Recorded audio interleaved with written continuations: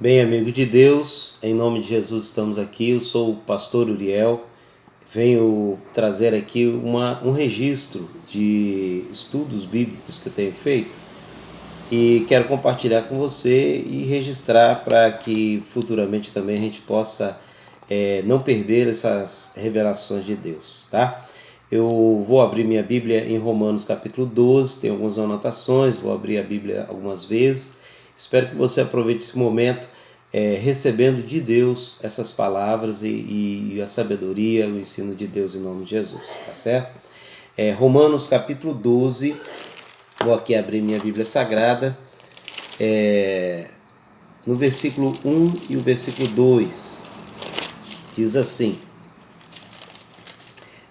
Rogo-vos, pois, irmãos, pelas misericórdias de Deus, que apresenteis o vosso corpo por sacrifício vivo, santo e agradável a Deus, que é o vosso culto racional, e não vos conformei com esses séculos, mas transformai-vos pela renovação da vossa mente, para que experimenteis qual seja a boa, agradável, perfeita vontade de Deus. Esse texto já é um texto muito falado na igreja, fala sobre o culto racional, e a gente vai estar estudando ele hoje. Eu vou estar abrindo aqui alguns outros textos e a gente vai trazer aqui uma visão nova, tá? Algo para que você possa progredir até chegar a essa perfeita vontade de Deus. Bom, eu peguei aqui minha Bíblia pentecostal, né? Que minha Bíblia pentecostal está bem velhinha, mas é uma bênção. E eu fiz aqui a anotação do comentário desse versículo, desse capítulo 12, versículo 1 e 2. E no comentário da Bíblia pentecostal está escrito assim: o crente deve ter uma paixão sincera por agradar a Deus, no amor, na devoção, no louvor, na santidade e no servir. Sermos separados para Ele deve ser nosso maior desejo. Para isso devemos nos separar do mundo e aproximarmos cada vez mais de Deus. Devemos conformar a nossa mente à maneira de Deus pensar, mediante a leitura da palavra de Deus e sua meditação, e permitir que os nossos planos, nossos alvos e aspirações sejam determinados pelas verdades celestiais e eternas e não por este presente século mau, profano e passageiro, tá certo? Esse é o comentário da Bíblia Pentecostal. Maravilhoso comentário da Bíblia que fala justamente isso. Esse amor, né, essa paixão por Jesus deve nos mover a gente nos separar do mundo e oferecer nosso corpo para que seja moldado pelo Senhor, tá certo? Esse é o coração aí do texto. E esse racional, aí eu já procurei. Culto racional é latria, né? Ou latreia. Culto, né? É latreia, né? E adoração. E já o racional eu peguei aqui na Vine, tá? Que é a enciclopédia de grego e da CPAD, né? Grego e hebraico. Então eu procurei aqui na parte do grego, que é o Novo Testamento está escrito, esse racional é o logicus. Então se você juntar as duas palavras, culto racional, né, latreia logicus, né, latreia culto e logicus é racional, né. Esse culto racional, esse latreia logicus, esse logicus se refere ao razoável, ao sensato, ao inteligente, pertencente à faculdade do raciocínio. Amém? Então, deixa eu ler aqui um pouco mais sobre o comentário sobre o culto racional na enciclopédia Vine. E está aqui, ó. Culto racional é aquele que deve ser feito pelos crentes ao apresentar os seus corpos em sacrifício vivo, santo e agradável a Deus. O sacrifício deve ser inteligente, em contraste com os oferecidos por um ritual de compulsão. A apresentação deve estar em conformidade com a inteligência espiritual daqueles que foram feitos novas criaturas em Cristo e renovaram suas mentes, entendimentos, segundo a boa, agradável e perfeita vontade de Deus. Então, esse culto é um culto inteligente. É um culto em que, ao oferecer, você não está sendo compulsionado. Não é sob compulsão que você vai oferecer esse culto. Um exemplo, por exemplo, quando a pessoa vai num terreiro de feitiçaria o Espírito que está lá manifesto obriga a pessoa a prestar um trabalho. Ela é obrigada, é uma obrigação que ela tem que cumprir, né? As emoções também, muito fortes, quando vem numa pessoa, compulsionam ela a ter certas atitudes. E algumas vezes chega ao ponto da histeria. Mas esse não é o culto que Deus deseja receber. O culto que Deus deseja receber é aquele culto que nos conduz, um culto vivo, santo e agradável a Deus, é o culto racional. Ele nos leva à boa, perfeita e agradável vontade de Deus. Esse culto racional é algo ligado ao raciocínio, à inteligência que é recebida através pela mão do Espírito Santo, a inteligência que o crente novo convertido recebe e é capaz de pensar e oferecer. Falei assim, olha, eu não conhecia Deus, eu não tinha contato com Ele, mas agora eu tenho conhecido Jesus, eu tenho encontrado com Jesus e eu quero adorar esse Jesus. Então é algo racional, é algo que a pessoa, ela de maneira inteligente, ela presta esse culto. Eu vou dividir aqui esse culto racional, o processo, porque nós não chegamos até o culto racional de maneira imediata. Existem pelo menos 4 passos necessários para você chegar até o culto racional, amém? Eu vou dividir de tal forma que você possa entendê-lo. Eu vou mencionar aqui alguns textos para você fazendo a relação entre um e outro, tá certo? Primeiro é a imaginação do possível. O primeiro passo para atingirmos esse latré logicus, culto racional, esse momento em que você não fazia ideia que Deus existia, ou fazia e não fazia, conseguia alcançar nada a respeito de Deus, sua vida era totalmente separada dele. Em algum momento você se aproxima por algum motivo e alguma coisa te leva até Deus, a mão de Deus o leva até Ele, e através de Cristo você passa a ter contato com Deus e você fala assim, olha, realmente eu preciso adorá-lo, realmente eu quero adorar este Deus, eu quero prestar culto a Ele. Então esse é o primeiro passo. Antes você não imaginava a respeito de Deus, você não pensava a respeito dele. Agora você já começa na sua imaginação ter uma ideia do possível, uma ideia de possibilidades maravilhosas em Deus. Você não conseguia imaginar uma vida servindo a Deus, mas agora você não consegue imaginar uma vida sem Deus. A possibilidade em Deus, ela foi criada para você, ela se abriu para você. É um exemplo da mulher do fluxo de sangue em Marcos capítulo 5, versículo 25 ao 34.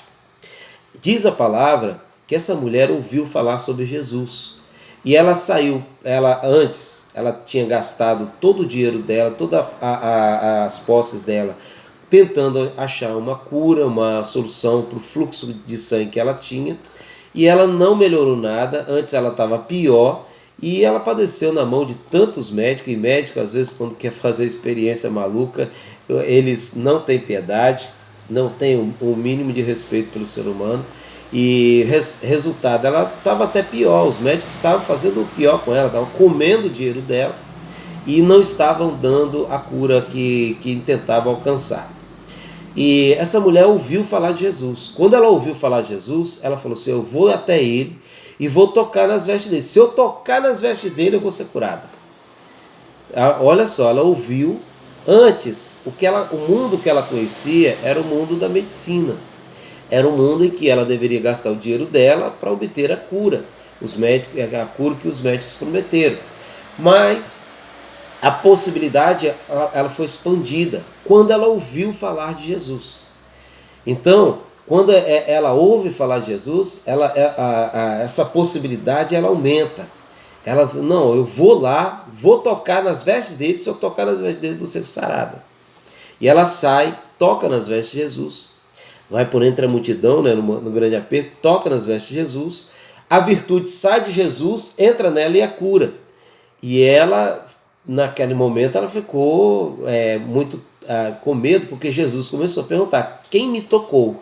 Os discípulos falaram, mestre, a multidão está te apertando aqui, está te espremendo, você está perguntando quem te tocou? Não, alguém me tocou porque eu senti que de mim saiu virtude. Então a mulher naquele momento, ela com muito medo, muito temor, ela confessa o que ela fez, fala toda a verdade, tudo que aconteceu, e Jesus fala para ela: filha, fica em paz, a tua fé te salvou. Então a fé dessa mulher fez com que a virtude de Jesus saísse e fosse até ela e curasse o corpo enfermo dela. Então, veja bem, olha só como se abriu o mundo das possibilidades. Essa mulher, ouvindo falar de Jesus, ela imaginou uma vida diferente. Ela imaginou algo diferente. Ela imaginou possibilidades diferentes. Esse é o primeiro estágio do Latré Logicus, do culto racional, em que você não conhecia Deus e, de repente, alguma coisa acontece que você se aproxima dele, começa a ter contato com Deus, seja pela igreja, seja pelo um representante de Cristo, e você fala assim: olha, eu tenho que adorar esse Deus é maravilhoso. Ela o adora, ela se prostra, a mulher se prostra diante dele e adora Cristo, e Cristo abençoa ela, dizendo que a fé dela salvou, que a fé dela a curou, né? Salvação e cura tem o mesmo significado aqui nesse texto. Então esse é o primeiro estágio, é o estágio maravilhoso. E nesse estágio, como é um estágio assim da imaginação, né? Um estágio que a imaginação ela está muito presente, a pessoa ela adora a Deus não por aquilo que ela aprendeu de correto nas Escrituras. Ela adora a Deus porque a imaginação dela propõe isso, né? A mente dela, assim, os pensamentos dela, né? Abre um mundo de possibilidades e ela adora, né? Então essa mulher, ela falou: olha a mente dela, né? Eu vou tocar nas vestes de Jesus e serei sarada, eu vou ficar sarada. Se eu tocar só nas vestes dele, eu vou ser sarada. Alguém ali vendo isso poderia fazer um culto de adoração ao tecido, à veste, né? Mas não era a adoração à veste, a adoração deveria ser dirigida a Deus, em nome de Jesus, amém? Jesus deveria ser adorado ali como representante de Deus, como aquela pessoa que veio trazer a virtude de Deus, e não o pano. É isso que eu estou querendo alertar. Na primeira fase do Latré Logicus, a mente ela voa alto, ela abre possibilidades que antes não existem, a porta estava fechada, a mente ela começa a abrir possibilidades que antes a pessoa não tinha acesso, agora ela tem. Então esse texto de Marcos, né, como eu disse, Marcos capítulo 5, versículo 25 ao 34, o passo, né, é um exemplo do passo da imaginação. A pessoa imaginando, ela busca esse Latré Logicus, ela busca essa obra essa coisa de adoração, que ela quer adorar a Deus, mas ela o faz segundo a imaginação que ela tem. Não, eu penso que adorar a Deus seja assim. Eu penso que agradar a Deus seja assim. Eu penso que eu acho que a vontade de Deus é essa, né? Esse é o primeiro passo. Deus recebe a adoração, mas acontece que você não pode parar no primeiro passo. Você tem que dar seguimento, ir mais além. Qual é o segundo passo? Começar a organizar as ideias, começar a organizar os pensamentos, começar a colocar em ordem e tentar ver em que você acredita, em que realmente você está acreditando, qual é a sua linha de pensamento, né? Então é a hora que a pessoa procura uma igreja para poder servir a Deus, né? Uma hora que a pessoa ela entende, não, a minha linha de fé é essa, né? Eu creio dessa maneira. Então essa é a segunda fase. Então antes a pessoa tinha apenas a imaginação dela fluindo e ela fazia tudo aquilo que na cabeça dela, né? Como lá nos Juízes, né? Cada um servia a Deus conforme melhor lhe parecia. Mas na segunda fase a pessoa já começa a organizar pensamentos. Ela já começa a colocar. E essa é uma fase muito perigosa. Eu vou abrir um texto aqui, está lá em Atos, capítulo 23. Vou estar lendo aqui para você. Atos dos Apóstolos, capítulo 23. Graças a Deus. Esse é um registro desse estudo, né, que eu estou fazendo. Não queria que se perdesse essa revelação, é, essa ideia. Queria que mais para frente alguém precisasse dessa palavra, pudesse acessar essa palavra e não ser tolhida, né, por qualquer motivo, por qualquer má intenção. Diz assim, então vamos falar agora da segunda fase do Latrellogicus, que é a primeira fase, fase da imaginação, em que a pessoa cria um mundo mais próximo de Deus, né? Antes ela não tinha acesso, agora ela tem. Então ela se aproxima de Deus, mas ela oferece o culto conforme a imaginação dela pretende, né? Agora, a segunda fase é uma fase já de ideias organizadas. O problema é que esta fase é perigosa. Porque eu vou até ler aqui alguns comentários, porque essa segunda fase é a fase, às vezes, da idolatria. A pessoa criou um Deus, né? Aí, o que é idolatria? Idolatria é quando ela cria um Deus segundo a imaginação dela e para que ela possa adorar. Então, tem crente idólatra? Tem. Por quê? Porque não adora a Deus como ele se descreve nas Escrituras, mas adora a Deus conforme a imaginação dele criou esse Deus, né? Então, toda vez que nós nos afastamos das Escrituras, nós estamos nos tornando idólatras, criando deuses para nós, Deus segundo os nossos próprios desejos, nossas próprias vontades, para servir a esse Deus da maneira que a gente pensa que é correto, né? Então, esse é o primeiro passo do Latrellogicus, que não podemos ficar nesse primeiro passo. Entramos por ele e é maravilhoso, é aquela fase da emoção, né? Que você ser tocado pelo Espírito Santo é emocionante. Você sentir a presença de Deus no culto, na sua oração, você sentir que Deus está ali é emocionante. Eu acho maravilhoso essa fase, assim, nessa questão, né, das emoções. E não, de maneira nenhuma eu vou concordar com quem fala que é só carne, né? Porque a emoção é algo da alma, amém? E a alma está ligada ao espírito recriado em Cristo Jesus. Então, por exemplo, as emoções de alguém que nasceu de novo, elas são emoções maravilhosas, amém? As emoções de quem não nasceu de novo que tem problema.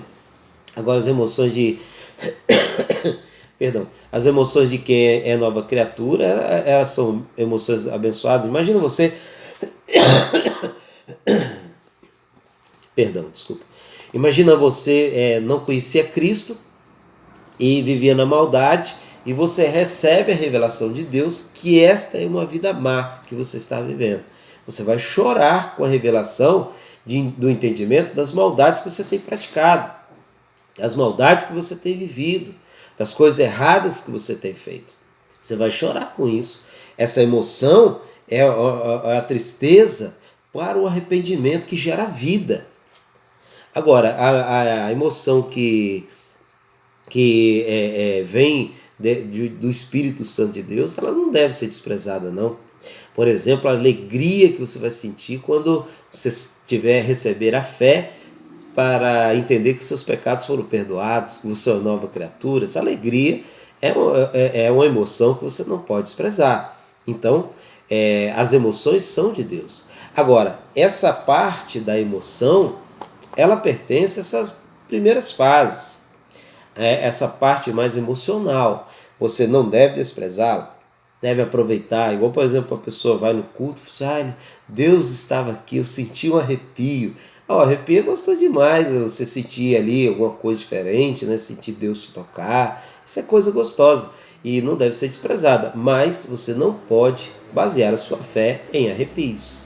Você tem que basear a sua fé nas Escrituras, você tem que basear a fé naquilo que Deus diz, amém? Então, essa primeira parte do Latrellogicus, que é a parte da imaginação, é a parte em que você abre o entendimento, ela está te conduzindo a uma outra parte. Você começa a organizar suas ideias, começar a entender, eu creio, em que eu creio? Em que eu creio? Eu creio na Bíblia Sagrada, eu creio nas Escrituras, eu creio na sabedoria humana. E o que eu creio? Você está organizando a sua modo de acreditar. E aí vem nesse momento, é um momento um pouco perigoso. Por quê? Porque ao organizar sua fé, tentar organizar o que você crê, corre o risco de você começar de uma paixão extravasada, você começar a querer impor o seu método, o seu modo de adorar a outras pessoas. Esse é um perigo.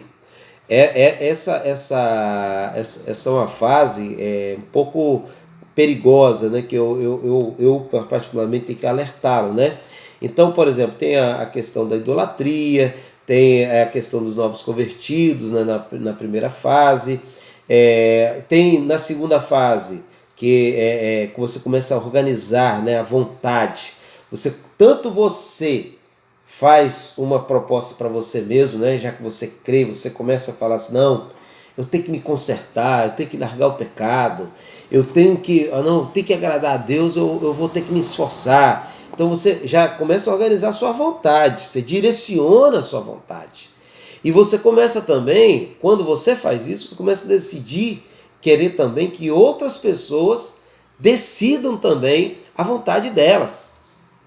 Você começa também a exigir. Isso é problema. Porque aquilo que você decidiu para você, que você às vezes organizou para você querer impor a outras pessoas, isso é uma questão problemática. Tá? É aí que um marido convertido às vezes impede da esposa que a esposa se converta. Um pai convertido impede que os seus filhos se convertam. Porque essa imposição, às vezes você não está percebendo que você ainda não filtrou ainda a sua adoração. Você não amadureceu a sua adoração ainda, e você querer impor e você colocar essa adoração que você tomou como sua vontade de modelo para outras pessoas, aí é problema. E é justamente nessa segunda fase, que estão os maiores influenciadores. As pessoas que estão influenciando por aí, que estão recebendo curtidinho nas redes sociais, né? E as pessoas que estão saindo para evangelizar. Nós temos que evangelizar? Temos. Mas muitas pessoas que saem para evangelizar não estão indo naquela fase, mais uma vez, perdão, não estão indo naquela fase que elas amadureceram a fé delas, que elas deixaram a fé delas amadurecida, mas elas estão indo nessa fase em que elas organizaram a vontade, perdão, elas organizaram a vontade delas e elas falaram assim, olha, você vai ter que, se você quiser servir a Deus, você tem que servir do jeito que eu sirvo. Mas isso não é maturidade, a pessoa não está sendo madura fazendo esse tipo de coisa. O exemplo aqui que eu trago é de Atos dos Apóstolos, capítulo 23. Diz assim, versículo 7 em diante. Dito essas coisas, levantou-se grande dissensão entre os fariseus e os saduceus, e a multidão se dividiu. Pois os saduceus declaram não haver ressurreição, nem anjo, nem espírito, ao passo que os fariseus admitem todas essas coisas. E houve, pois, tão grande vozeira, e levantando-se alguns escribas da parte dos fariseus, contendiam dizendo, não achamos neste homem mal algum, e será que algum espírito ou anjo lhe tenha falado? Tomando vulto a celeuma, versículo 10, né? Tendo o comandante, temendo que o comandante que fosse Paulo espedaçado por eles, mandou descer a guarda para que retirasse dali e o levasse para a fortaleza.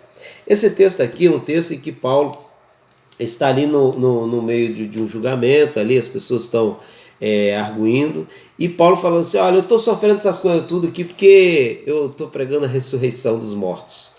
Quando ele falou isso, ele sabia, né, da divisão de fé dos fariseus e dos saduceus.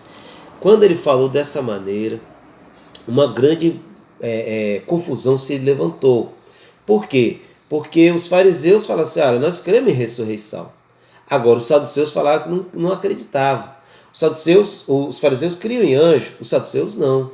Então os fariseus falam assim, nós não vemos mal nenhum nesse homem. Se um anjo falou com ele, nós não vamos se opor a Deus. Quem sabe algum anjo falou com ele mesmo. Vamos esperar para ver o que acontece. Mas os saduceus gritavam e o comandante da guarda que estava ali olhou e falou assim, rapaz, eles vão despedaçar o Paulo. A briga está tão grande porque um crê em anjo, um crê em ressurreição e o outro não crê nessas coisas. A briga está tão grande que eles vão acabar despedaçando o Paulo. Vou tirar o Paulo dali. O comandante foi lá, tirou e possivelmente eles continuaram o bate-boca ali. Essa é a segunda fase do Latreia Logicus. Esse é um problema da segunda fase, melhor dizendo. Por quê? Porque você tem ideias organizadas. Você tem aqui uma vontade que te propõe uma adoração. Não, eu vou servir a Deus. Aí a pessoa te chama para ir lá para um lugar indevido, né? E você fala assim, não quero. Olha a sua vontade aí agindo, né? Você organizou suas vontades, você organizou as suas ideias e você já está defendendo ali a sua posição diante de Deus. Só que essas pessoas aqui, elas estavam nessa fase, só que elas estavam lutando umas contra as outras, porque a ideia de que um tinha organizado era diferente da ideia que outro tinha organizado. E aí o debate se torna tão grande, ao ponto de quem está no meio, às vezes, ser arrebentado, ser despedaçado. O Paulo não podia ficar ali, o comandante falou, tira o Paulo, senão vamos despedaçar ele lá. Esse é o problema, é o perigo da segunda fase, as pessoas que ficam na segunda fase. Elas são tão apaixonadas por aquilo que elas decidiram fazer para agradar a Deus, que elas, se precisar, ela despedaça a família dela. Se precisar, ela despedaça os amigos. Se precisar, ela despedaça quem for, porque ela crê de um jeito e ela quer impor esta crença a outras pessoas.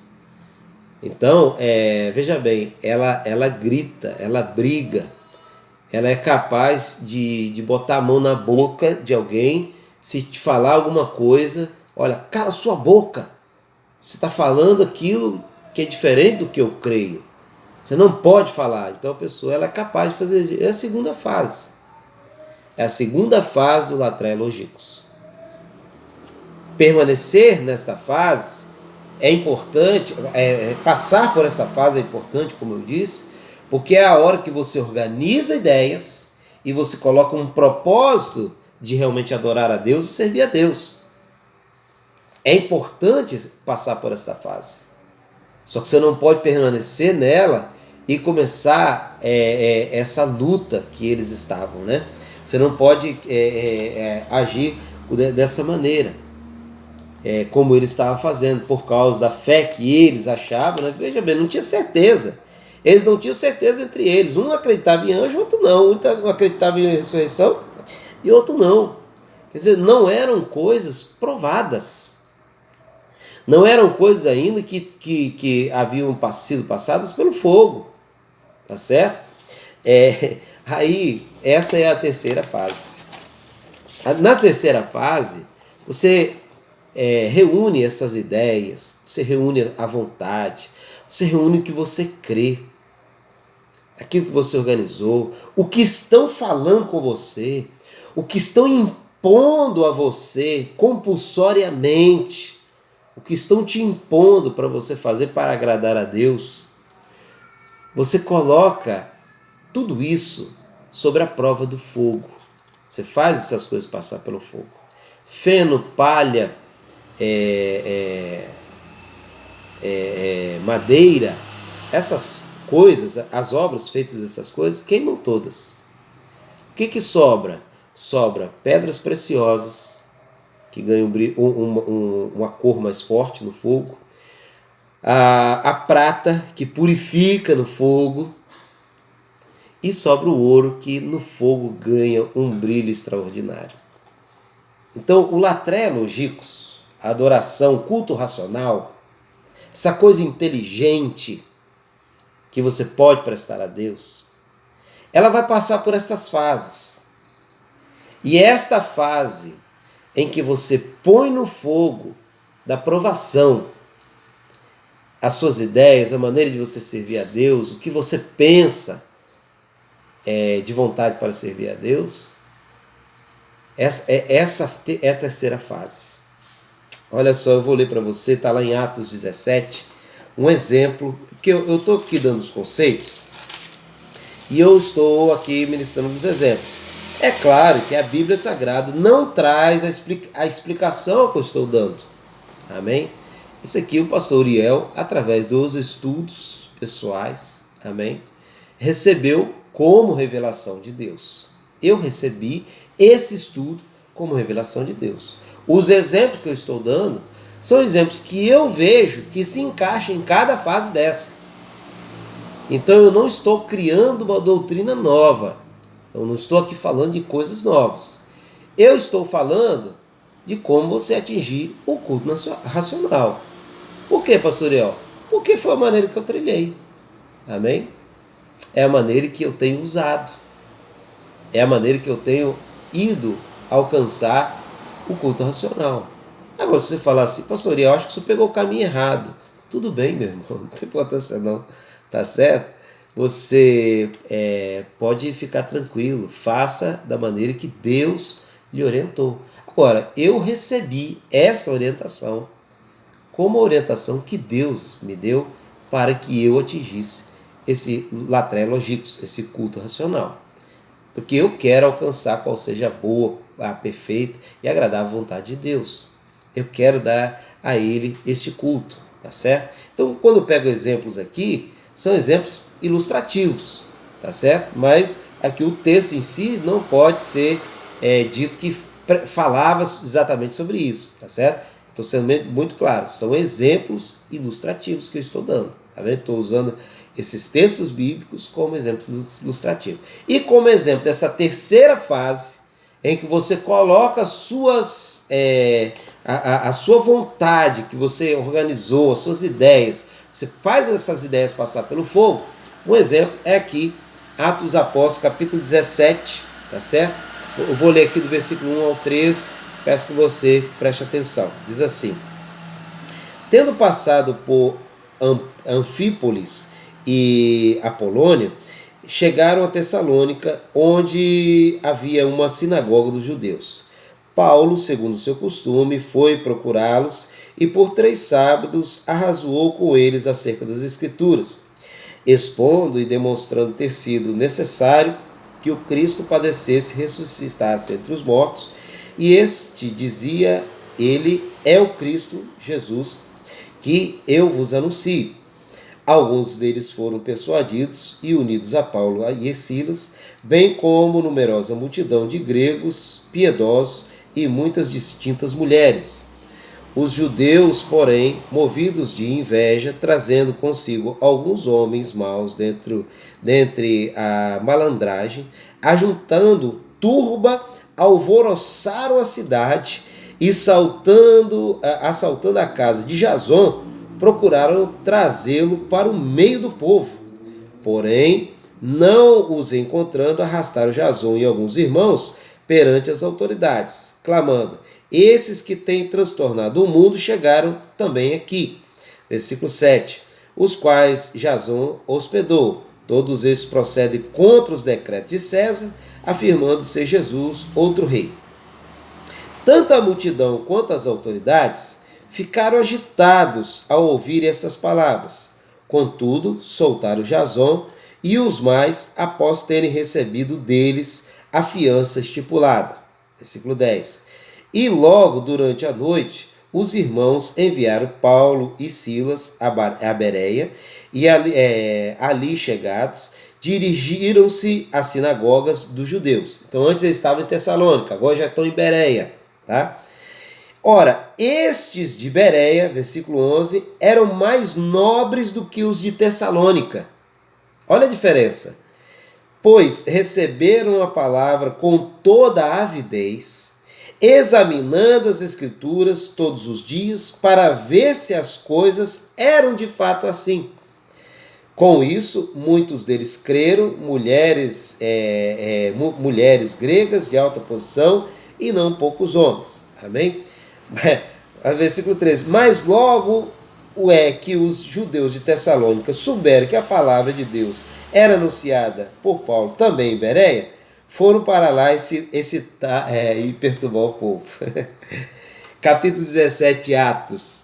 Olha só, você vê aqui, esse texto serve tanto para ilustrar a fase 2 do Latrell Logicus, quanto a fase 3. Essas fases, eu quero que você entenda, é uma maneira que eu dividi para poder explicar para você como chegar ao Latrell Logicus, tá bom? Mas isso não é uma doutrina bíblica, é a maneira didática que eu estou aqui usando para você aprender a fazer o progresso, tá bom?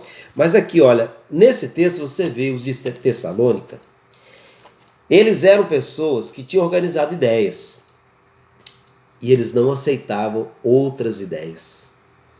Eles sequer suportavam ouvir outra pregação. Quando Paulo chega lá e começa a falar de Jesus, olha, eles ficaram loucos, começaram a gritar, entrar na casa das pessoas, pegar à força as pessoas e trazer para o meio para poder criar contenda, levando as autoridades da cidade. Olha só o que é o perigo da segunda fase. Você organiza a sua vontade, isso é muito importante. Então, eu vou servir a Deus. Eu vou servir a Deus, eu acho que para servir a Deus tem que fazer isso é muito maravilhoso.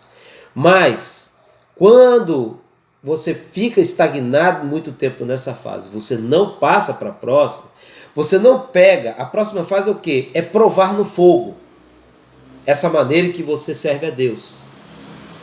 É ver se realmente há provas de que o que você está fazendo realmente agrada a Deus ou não. Se você está fazendo a coisa porque você imaginou que é assim, você agora criou a religião baseada na sua mente. Quantas pessoas estão na idolatria, servindo a Deus da maneira que imaginam ser certo? Então, olha só, eles ficaram tão loucos, e aqui, olha, muito importante essa parte. Aqui o mais importante é entender que o que eles estavam buscando não era o conhecimento da verdade. O que eles estavam buscando era ganhar a discussão. Alguns vão perceber isso aí que eu estou falando e vão entender de onde que nasce a ideia desse estudo. E a ideia deles não era aprender sobre a verdade, é ganhar a discussão. Eles queriam ganhar no grito. É a pessoa que chega em cima do altar e grita, né? Mas ela quer alcançar o público, ganhar o público através de fortes emoções, fortes demonstrações emotivas, né? Mas se você for passar pelo fogo que ela está falando, não tem base bíblica. Agora, você vê aqui o próximo povo, que era o de Bereia. Os bereanos, eles eram mais nobres do que os de Tessalônica. Por quê? Porque eles abriam as escrituras olhando se realmente era daquele jeito ou não.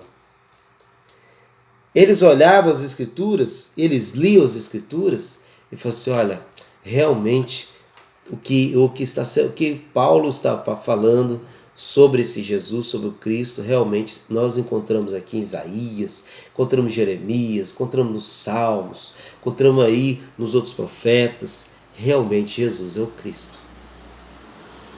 Então ele tinha essa nobreza. Agora, quando você vê os tessalônicos souberam que a palavra tinha chegado, eles saíram de Tessalônica para Bereia para perturbar o povo lá, para não receber a palavra. Essa luta, essa coisa de ficar magoado quando alguém fala uma coisa contrária que você crê, essa coisa é justamente a segunda fase. Houve uma época que a Igreja Assembleia de Deus recebeu esse nome porque era um lugar que as pessoas tinham oportunidade de trazer a revelação de Deus. Hoje, se alguém falar contrário àquilo que a maioria, ou então quem tem a posse da igreja, não aceita, essa pessoa é calada. Então, olha, deixa as pessoas falarem. Se o nome é Assembleia, deixa as pessoas falarem. E depois que elas falarem, traga à tona os erros que elas cometeram. Exponha biblicamente, faça passar pelo fogo.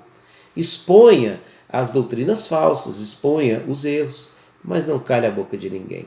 Senão, não deve ser mais chamada Assembleia de Deus, tá certo? Não, se pessoas estão sendo caladas, impedidas de falar, o nome não é mais Assembleia de Deus, tá certo? Então, essa é a terceira fase. A fase que você consulta as escrituras, que você põe à prova o que você crê. Não, eu fui na igreja e o irmão falou que para me agradar a Deus eu tinha que fazer assim, assim, assim. Mas eu tenho provado isso, tenho lido as escrituras, tenho estudado e tenho visto que não é desse jeito. O que a escritura me mostra é um outro caminho. Então eu vou seguir. Veja bem, muitas das ideias que nasceram lá na primeira fase e que se tornaram movimento através da vontade, que te moveram através da vontade, muitas dessas ideias que você até lutou com outras pessoas, muitas dessas ideias que você até brigou com outras pessoas, quando chegar nessa terceira fase, vai virar cinza, vai queimar, não vai sobrar. E o que vai sobrar? Vai sobrar aquelas ideias que realmente resistirem ao fogo. Madeira, feno, palha, tudo queima pelo fogo. E o que sobra? Pedras preciosas, amém? Passa pelo fogo, ganha maior valor, maior cor. A prata passa pelo fogo e ganha pureza, ela purifica, queima as impurezas, mas a prata permanece. E o ouro que ganha um brilho extraordinário no fogo, tá certo? Então, essa é a terceira fase, você prova aquilo. E aí sim, você está apto para ir para a quarta fase. Um exemplo aqui maravilhoso é em Atos dos Apóstolos, capítulo 18, versículo 24 a 28, em que você vê um homem poderoso na palavra de Deus, que era Apolo. E ele já saiu pregando, né? E só que o Príscila e Áquila olharam para a pregação desse moço, do Apolo, e falou assim, olha, está faltando coisas. Apolo, vem cá. E o Apolo veio, ouviu Príscila e Áquila, porque o Apolo, apesar de ser poderoso nas escrituras, e falando sobre as coisas do Senhor, ele ainda só conhecia até o batismo de João. Ele não conhecia a doutrina de Cristo ainda, né? Conhecia só até a doutrina de João. Então, a Príscila e Áquila falaram detalhadamente sobre a doutrina de Cristo. O Apolo recebeu esta palavra. Olha só, Príscila e Áquila já tinham chegado no Latreia Logicus, que é essa quarta fase, em que você tem uma pessoa que recebe o ensino da doutrina verdadeira e você tem outra pessoa que já é instruída no Senhor e que é a pessoa que vai ensinar a doutrina verdadeira, que vai ministrar a verdade. Meu irmão, em nome de Jesus Cristo, que você possa estar alcançando esta quarta fase, que você possa estar recebendo a doutrina apenas de quem já passou pelo teste do fogo. Não vá atrás de pessoas loucas que estão vomitando um monte de maldade e podridão por aí. Não vá atrás desses garotos da internet aí, não vá atrás disso, amém? Essas doutrinas malucas de psiquiatras e psicólogos, não vá atrás dessas maldades loucas, dizendo que você tem que viver uma vida voltada para o sexo, para satisfazer a vontade da carne. Não vá atrás disso.